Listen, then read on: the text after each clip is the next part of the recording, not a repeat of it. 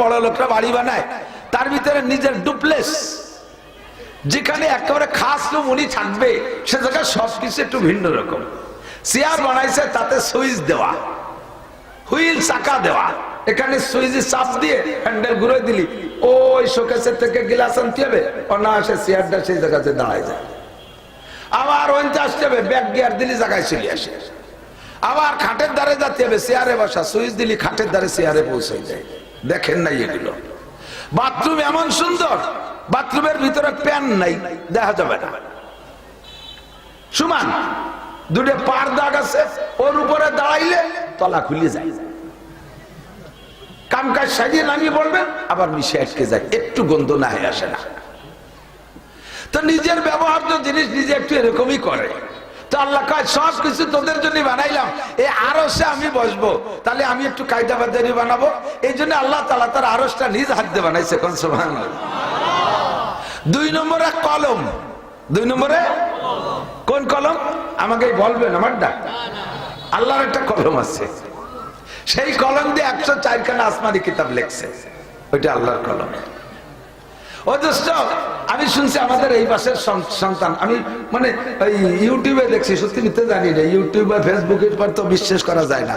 তার বড় যা কইছি একেবারে খালি খালি নাও হতে পারে। এই যে আমাদের বড় লোক মুসা বিন শমসের, উনার যে কলম যে উনি ওহি লেখে, 5 কোটি টাকা দাম। 5 কোটি টাকা দিয়ে যে কলমটা উনি কিনছে, ওই কোম্পানি বলছে, ফন্ট কোম্পানি বলছে তুমি আর দ্বিতীয় এই কলম বানাবা না। ওই কলম দিয়ে সুইস ব্যাংকের চেকে সই করে টাকা তোলে, যা আমি লেখা দেখছি।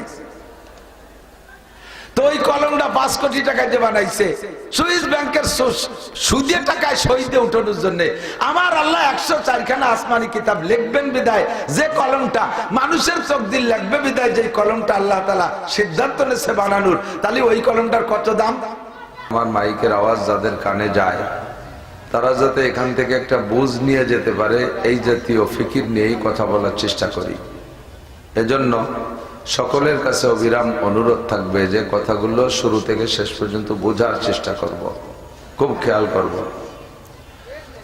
হুজুর পাক সাল্লাল্লাহু আলাইহি ওয়াসাল্লামের জীবনী, ইতিহাস, সিরাত, তাওয়ারিখ ইত্যাদি বলে তাফসীর এবং হাদিসের মধ্যে সব বিদ্যমান।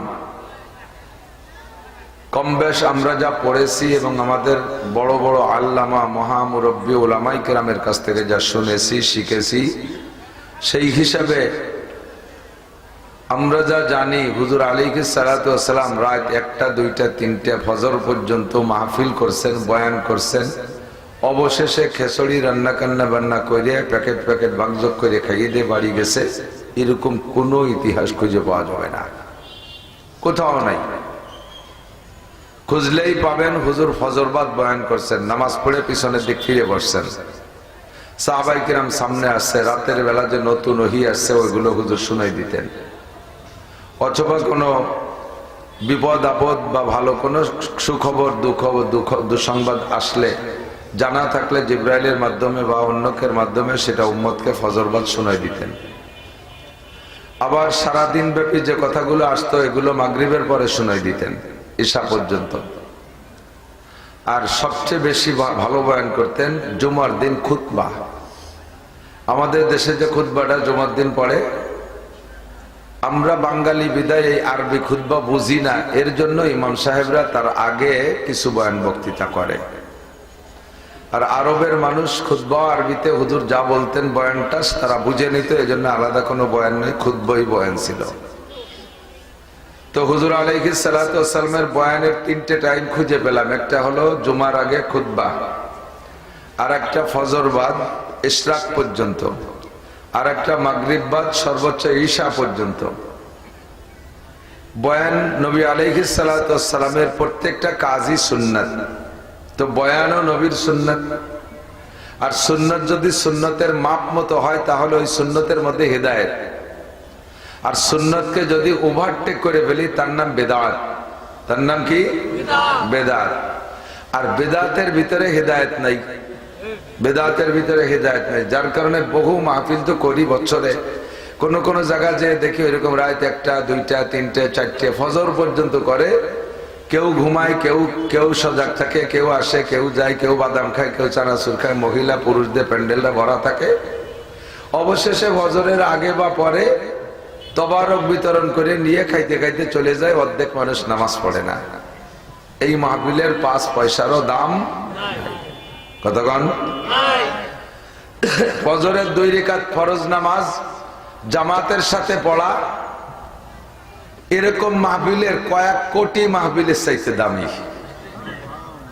কিয়ামতে আল্লাহ তাআলা আপনাকেও জিজ্ঞাসা করবে না তুমি কি মাহফিল করেছিলে, তুমি কি মাহফিল শুনেছিলে?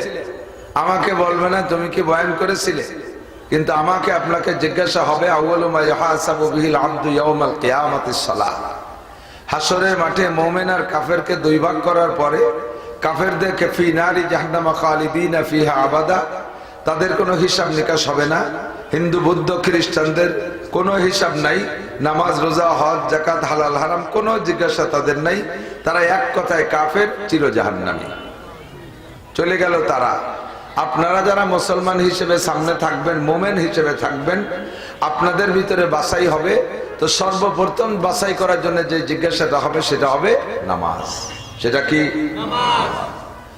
এই জন্য নামাজের জিজ্ঞাসা হবে।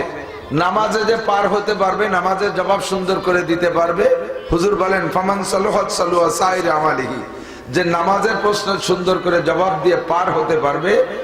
নামাজ এই ভলান্টিয়ার যে পাশে ছোটরা কাছে কথা কওয়া যায়, ছোট বলাবার না মহিলারা মারবে না।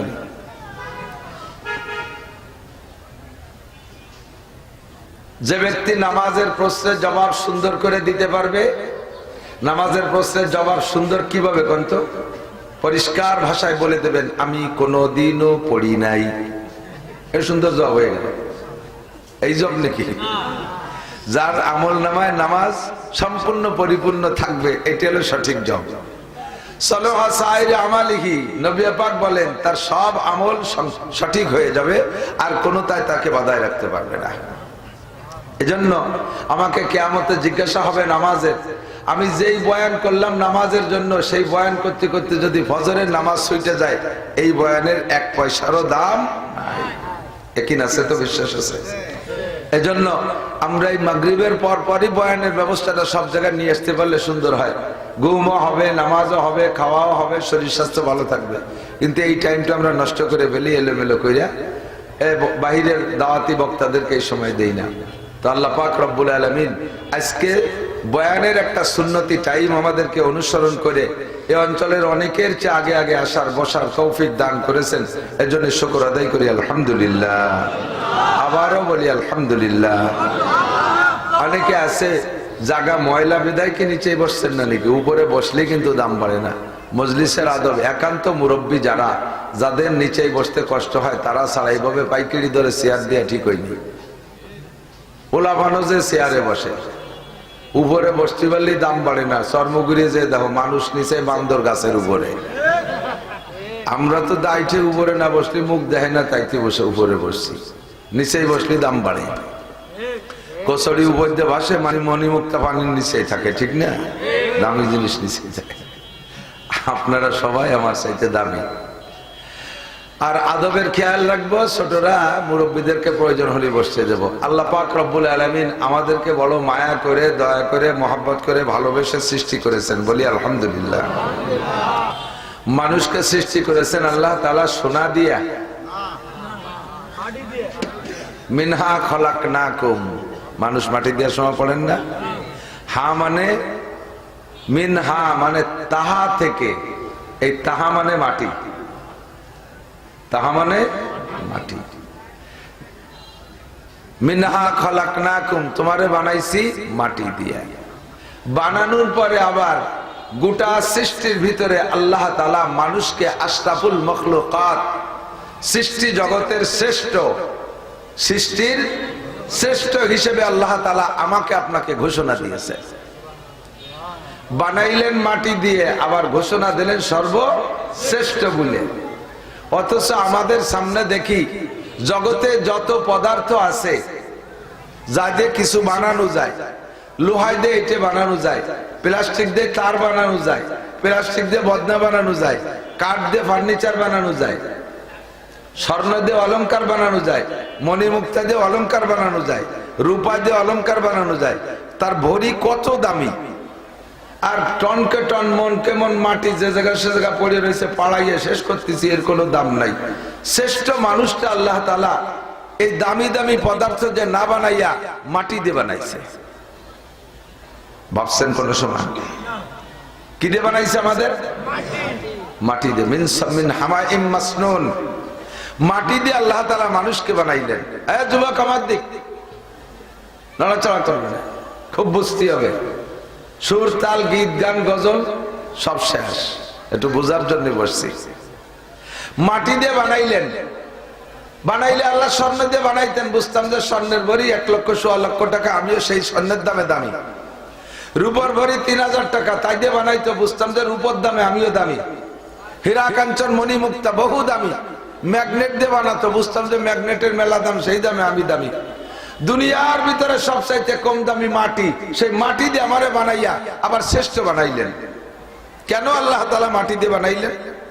আল্লাহ পাক রব্বুল আলামিন বলেন, মাটির মধ্যে দুইটা গুণ আমার বড় ভালো লাগে। মাটির দুইটা সিফাত, মাটির দুইটা বৈশিষ্ট্য আমার খুব ভালো লাগে। দুইটা সিফাত কি? যুবক আমার দিক, বুড়োকে বাস্তব আমি করি না কোনোদিন, কারণ বুড়োরা এমনি মুনিশি হয়ে গেছে। হাঁটুতি বল নাই, কোমরে জোর নাই, বাহুতি বল নাই। আগে দিনের বেলা তারা দেখতাম, রাতের বেলাও আস্তে কথা কবি, বেশি বাড়াবাড়ি অত আমি চাই না, বুঝলি? সেটুন তো কথাই করি না। এখন দিনের বেলা বাথরুমের দরজা খুঁজে পাই না, কাজে কাজেই ভালো হয়ে গেছে, সব শেষ। সিংহের মতো শক্তি সাহস সব হয়ে গেছে গত, কোন মতে আসবে সে আসি ভাই খ্যাকশিয়ালের মতো। এই জন্য বুড়োকে আজ করি না কোনো সময়। বুড়োরা এমনি অনাসে ভালো হয়ে গেছে, ঠ্যাং একখান কবরে চাকা পাংচার হয়ে গেছে, যে কোনো সময় মরে মরে বাপ এমনিতেই আল্লাহমুখী হয়ে যায়, এটা স্বাভাবিক ভাবে। যুবকরা যারা সমাজ নষ্ট করে, বয়ানটা তাদেরই জন্য। তোমরা একটু লক্ষ্য করে শুনবা, কখনো এতে শুনবা না দেখি হুজুর কোনো ইয়ার্কির কথা বলে নাকি, তামাশার কথা বলে নাকি, হাসির কথা বলে নাকি, অন্য কোনো আমাদের মন চাহি কোনো কথা বলে নাকি, সেইটুক শুনবো আর হাসবো, তা না। আল্লাহ তাআলা যদি পছন্দ করে তোমার এই কলেজের থেকে নিয়ে স্টেজে বসাইতে পারে। আল্লাহ তাআলা যদি তোমারে মঞ্জুর করে বক্তা বানায় জাতির হিদায়াত দেবে, তাহলে তোমাকে ওই সিগারেট ফেলাইয়া তোমার হাতে কোরআন দিয়ে আল্লাহ তাআলা স্টেজে বসাই দিতে পারে। এজন্য সবকিছু পড়ে শেখা সম্ভব না, কিছু কিছু শুনিও শিখতে হবে। আমরা অনেক কিতাবাদি পড়াশোনা করি আলহামদুলিল্লাহ, সেখান থেকে গুছাইয়া প্লেটে করে নিয়ে আসি। আল্লাহ তাআলা মানুষকে বানাইলেন কি দিয়া? মাটি দিয়া। শুধু মাটি না, চারটেই আছে। আবু আতিশ কাকো বাদো বান্দান, আবু আতিশ কাকো বাদো বান্দান, বা মানো তো মুর্দাবা হক জিন্দান। আগুন, পানি, মাটি, বাতাস, চারটে জিনিস দিয়ে আল্লাহ তাআলা মানুষ বানাইছে। তবে পরিমাণে মাটিটা একটু বেশি, বাতাসের পরিমাণ কম। বাতাস আছে মানুষের দেহের ভিতরে, শ্বাস প্রশ্বাস। আগুন আছে মানুষের দেহের ভিতরে, ভিতরে দুইটা বাল্ব আছে, ওই বাল্বে মানুষের ভিতরে হিট রাখে, তাই মানুষের শরীরটা গরম। ভিতরে আগুন না থাকলে গরম হলো কি করে? আর পানি তো আছেই আমাদের পরিচিত, রক্ত পানি, পেশাবও পানি, পেটের ভিতরে সব জায়গা পানি আছে। তবে চারটের ভিতরে মাটির পরিমাণ বেশি। এই জন্য ওয়ালিল হুকমে আকসারুল কুল, আরবিতে একটা উসুল বলে বেশিরভাগ, অর্থাৎ সংখ্যাগরিষ্ঠতার দিক থেকেই রেজাল্ট দেওয়া হয়। সেই হিসেবে মাটি বেশি, তাই আল্লাহ বলেন মাটি থেকে তোমারে বানাইছি। স্বর্ণ দিয়ে বানাইতে পারতাম, রূপা দিয়ে বানাইতে পারতাম, দামি দামি পদার্থ দিয়ে বানাইতে পারতাম, কিছু দিয়ে না বানাইয়া মাটি দিয়ে বানাইলাম কেন? কয় অন্যান্য সব পদার্থের ভিতরে পজিটিভের চাইতে নেগেটিভ বেশি আছে, পজিটিভের চাইতে নেগেটিভ বেশি আছে। যেমন তুমি স্বর্ণকে পছন্দ করো, স্বর্ণের ভিতরে অহংকার ভরা। যার কাছে যত বেশি স্বর্ণ থাকে তার ভিতরে তো অহংকার থাকে। যেই মহিলার গায়ে অলংকার বেশি থাকে, অলংকার বিহীন মহিলাদের উপরে তার অহংকারও বেশি থাকে। কথা বলেন ঠিক কি ঠিক না? স্বর্ণের ভিতরে অহংকার আছে, রূপার ভিতরে অহংকার আছে, মণিমুক্তার ভিতরে অহংকার আছে, হীরা কাঞ্চনের মধ্যে অহংকার আছে। আগুনের পরিমাণ তোমার মধ্যে বেশি দেই নাই কেন? আগুনের ভিতরে আছে খেয়ানত, আগুনের ভিতরে আছে অহংকার। আগুনের গতি থাকে ঊর্ধ্বমুখী, আর আগুনের গতি থাকে ঊর্ধ্বমুখী, আর আগুনের ভিতরে খেয়ানত আছে। ওর মধ্যে যা দাও তারে পুড়ায় জ্বালায় ছাই ভস্ম করে দেয়। মাটির ভিতরে দুইটা গুণ আমার বড় ভালো লাগে। একটা হলো মাটি ধৈর্যশীল, মাটির ভিতরে সহনশীলতা। মাটি বড় ভদ্র, জীবন ভরে মাটির উপরে টনকে টন মনকে মন বুঝাই দেই, কোনদিন মাটিতে বিরক্ত বোধ করে না। মাটির উপর দিয়ে হাঁটি, মাটিরে কাটি, মাটি কাইটা পুকুর খনন করি। তো 50 বছর পুকুর বানায় ব্যবহার করার পরে আবার ওইটাকে ড্রেজার দিয়ে ভরাট করে দিয়ে তার উপরে 30 তলা বিল্ডিং উঠাইয়ে দেয়। কোনদিন মাটিতে মুখ খুলে কয় না, মানুষ তুমি বড় নিষ্ঠুর, এতদিন আমারে ব্যবহার করেছো, ড্রেজার দিয়ে আমারে পুকুর খনন কইরা আর এক্সকাভেটর দিয়ে পুকুর কাটছো, আমারে কি পরিমাণ ক্ষত বিক্ষত করেছো, আবার তুমি কত বড় নিষ্ঠুর, এতদিন আমাকে ব্যবহার করার পরে এত তলা দালান আমার মাথার উপরে উঠাই দিলে। তুমি মানুষ 2 মণ 5 মণ বহন করতে পারো না, আমার পরে এত বোঝা কেন দাও? লাঙ্গল নিয়ে সইসা মাটিটারে কিভাবে সৌসির করে ফেলাই, তার গায়ে কি ব্যথা লাগে না? অবশ্যই তার ব্যথা লাগে। কোনদিনও মানুষের উপরে, মানুষের সাথে তর্ক লাগায় না। এই ধৈর্য আর সহ্য আর ভদ্রতা মাটির মধ্যে আছে। 2 নম্বর গুণ মাটির ভিতরে আমানতদারি। মাটির একটা ধান দিলে মাটিতে 700 ধান দেয়। মাটির একটা কাঁঠালের বীজ দিলে 100 বছর পর্যন্ত হাজার হাজার কাঁঠাল দেয়। মাটির ভিতরে একটা নারকেল দিলে 50 বছর হাজার হাজার নারকেল দেয়। মাটির একটা আমের বীজ দিলে 100 বছর পর্যন্ত হাজার হাজার লক্ষ লক্ষ আম দেয়। ওর ভিতরে যা দেয়া হয় সে তার ভিতরে বাড়াইয়া দেয়। এই বরকত আর আমানতদারির যোগ্যতা মাটির মধ্যে। আল্লাহকে এই 2টা গুণই আমার কাছে ভালো লাগে। আদব তাজস্তে আজ লুৎফে ইলাহি বেনে বরসার বেরো হার যাকে খাই। ভদ্রতা বড় দামি জিনিস, নম্রতা বড় দামি জিনিস, শিষ্টাচার বড় দামি জিনিস, বিনয় বড় দামি জিনিস। মান তাযা লিল্লাহ রাফাহুল্লাহ, যে আল্লাহর জন্য নিজেকে নিজে মিটাইয়া দেয়, আল্লাহ তাআলা তাকে বড় বানাইয়া দেয়। কেশরা রঞ্জুর সাজো জারে জার তাতুরা বিরুকুনা দাজ ইশতিহার। মাটির মতো নিজেকে মিটাইয়া দাও, তাহলে মাটি যেমন দামি হয়ে গেছে, আশরাফুল মখলুকাত সৃষ্টি করেছে আল্লাহ। ওই মাটি দিয়া ফেরেশতার চাইতে মানুষের দাম বেশি, জেনের চাইতে মানুষের দাম বেশি, আল্লাহু আকবার, আসমানের চাইতে মানুষের দাম বেশি, চন্দ্র সূর্যের চাইতে মানুষের দাম বেশি। এমনকি আল্লাহর রাসূল বলেন কাবা ঘরের চাইতে মানুষের দাম বেশি। বলবেন না সুবহানাল্লাহ? যদি কোন মুসলমান আর একজন মুসলমানের এগেইনস্টে মিথ্যা মামলা দেয়, মিথ্যা সাক্ষী দেয়, মিথ্যা মামলা দেয়, মিথ্যা সাক্ষী দেয়, একজন মুসলমান আর একজন মুসলমানের এগেইনস্টে মিথ্যা মামলা দেয় বা মিথ্যা মামলায় সাক্ষী দেয়, তাহলে সে কি পরিমাণ অপরাধ করেছে? আল্লাহর কাবা ঘরের সাথে শত্রুতাই করে 36 বার ভেঙে ফেললে যেই গুনাহ, একবার মিথ্যা সাক্ষী দিলে সেই গুনাহ। একজন মুমিনের ইজ্জত, একজন মুমিনের সম্মান কাবা ঘরের 36 বারের চাইতে দামি। ও দুষ্ট, মানুষের ভিতরে 2টা গুণ আল্লাহ পাক কামনা করেন। 1 নম্বরে ভদ্র হবা, নম্র হবা, বিনয়ী হবা। মান তাযা লিল্লাহ, তুমি যদি বিনয়ী হও রাফাহুল্লাহ, আল্লাহ তোমাকে বড় করবে। মান তাযা ফাহুয়া ফি নাফসিহি সগীর, যে ব্যক্তি নিজেকে নিজে ছোট জানে, নিজেকে নিজে ছোট জানে, বিনয়ী করে, সে নিজের কাছে নিজে ছোট। অফি আয়ুনিন নাসে কাবীর, আল্লাহ তাআলা তাকে মানুষের চোখে বড় বানাইয়া দেয়। ওয়া মান তাকাব্বারা, আর যে অহংকার করে, সেম কোয়ালিটি অফ মিস্টার ইবলিস। ইবলিসের মতো যদি অহংকার করে, আমি এদেশের মাস্টার, আমি এলাকার ক্যাডার, আমি এলাকার পাইছু, আমি এলাকার আইসু, আমি এলাকার নৈদু, আমি এলাকার সৈদু, আমার সামনে আবার এইভাবে আমি রাস্তায় বুকটান করে দাঁড়ায় থাকবো, কোন হুজুরি গাড়ি গেল না গেল আমার কিচ্ছু আসে যায় না, বুড়ো আঙ্গুল ঝাঁকায় বেকা হইয়া রাস্তার পর দাঁড়াইয়া ফেরাউনের মতো কাইতে মোবাইল করেই যাচ্ছে। একজন ভালো মানুষ আসছে, হরেন দিচ্ছে, শোনেই না। আমরা এলাকা, আমি বুঝে ফেলাইছি, তুইও বেয়াদব, তোর মাও বেয়াদব, তোর আব্বাও বেয়াদব। কতক্ষণ ভদ্র সন্তান, ভদ্র মায়ের ভদ্র সন্তান এ আচরণ করতে পারে না। ইবলিসকে বানাইছে আল্লাহ কোন বলে, কোন শব্দ দিয়ে? শয়তান বানাইছে। শয়তান বানাইতে আল্লাহ হাত দেয় নাই, জিন বানাইতে আল্লাহ হাত দেয় নাই, ফেরেশতা বানাইতে আল্লাহ হাত ব্যবহার করে নাই, আসমান বানাইতে আল্লাহ হাত ব্যবহার করে নাই, সূর্য বানাইতে আল্লাহ হাত ব্যবহার করে নাই, চন্দ্র বানাইতে হাত ব্যবহার করে নাই, কোন সৃষ্টির পিছনে আল্লাহ হাত ব্যবহার করে নাই। এ যুবক, তুমি ভালো করে শুনে নাও, 5টা জিনিস বানাইছে আল্লাহ হাত দিয়া, তার নিজের হাত দিয়ে বানাইছে 5টা। জোরে বলেন কয়টা? মনে থাকবে কয়টা? 5টা। 1 নম্বরে আল্লাহ বসেন যে আরশে আজিমের উপরে, আল্লাহর আরশ আছে, ওই আরশ খান আল্লাহ তাআলা নিজ হাত দিয়ে পছন্দ মতো কারুকার্য করে বানাইছে। আমি বসবো তো একটু কায়দা মতো বানাই। দেখেন না বড় লোকরা বাড়ি বানায়, তার ভিতরে নিজের ডুপ্লেস, যেখানে একেবারে খাস রুম উনি থাকবে, সে জায়গায় সবকিছু একটু ভিন্ন রকম।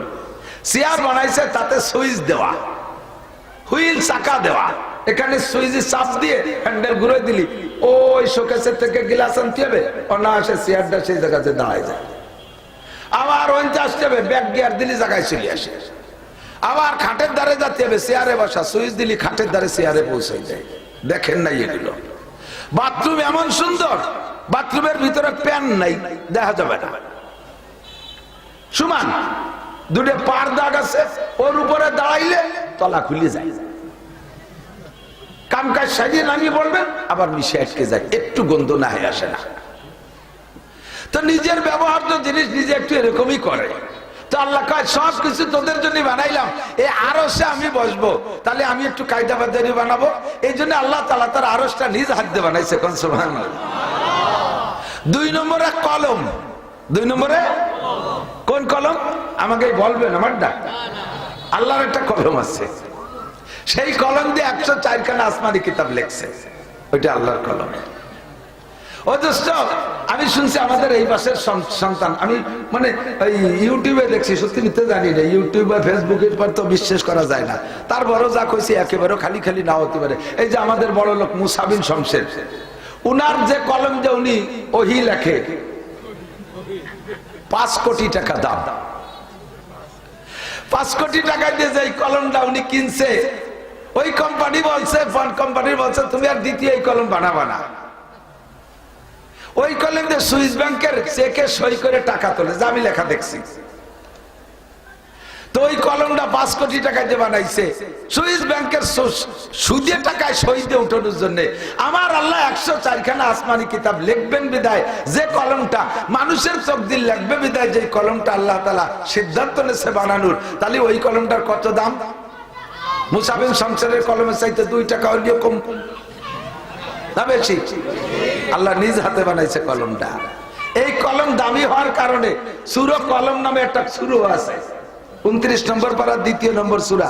এবং এই কলমের কসম খাইছে আল্লাহ, আমার কলম এত দামি, আমার কত কলম এত সম্মানী, যার সম্মানার্থে আমি আল্লাহ তাআলা কসম খাইলাম, নুন ওয়াল কলামি মা ইয়াসতুরুন, আমি কলমের কসম খাই, আর এই কলমে যা লেখে তার কসম খাই।